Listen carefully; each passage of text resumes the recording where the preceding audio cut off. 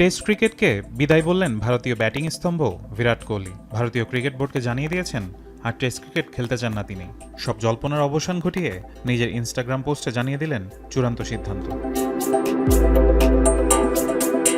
এখন থেকে শুধুমাত্র ওয়ানডে ক্রিকেট খেলবেন বিরাট, যে সংস্করণে তার রেকর্ড অবিশ্বাস্য। গেল বছর টি-20 বিশ্বকাপের পর বিদায় নেন আন্তর্জাতিক টি-20 থেকেও, যদিও চলতি আইপিএলও সাফল্যের মধ্যগগনে খেলে যাচ্ছেন।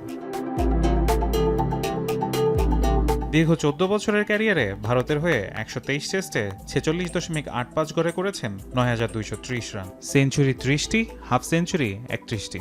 গেল অস্ট্রেলিয়া সফরের পর থেকেই টেস্ট থেকে অবসরের কথা ভাবছিলেন তিনি। অস্ট্রেলিয়া সফরের প্রথম টেস্টে সেঞ্চুরি পেলেও বাকি টেস্টগুলোতে পুরোপুরি ব্যর্থ ছিলেন তিনি।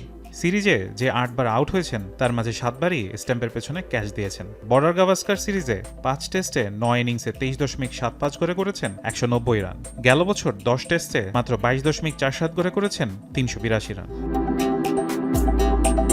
ফর্ম কিছুটা পড়তির দিকে থাকলেও ইংল্যান্ড সিরিজের আগে অবসরের ব্যাপারে পুনর্বিবেচনা করতে বলেছিল ভারতীয় বোর্ড। তবে বোর্ডের অনুরোধ ফিরিয়ে দিয়েছেন কোহলি। নিজের সিদ্ধান্তেই অনড় থাকলেন কিং।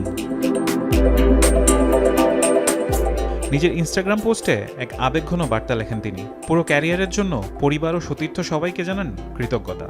সাদা পোশাকে ভারতের হয়ে খেলা 269তম টেস্ট ক্রিকেটারের প্রতিটি মুহূর্তকে লালন করতে চান জীবনের শেষ দিন পর্যন্ত।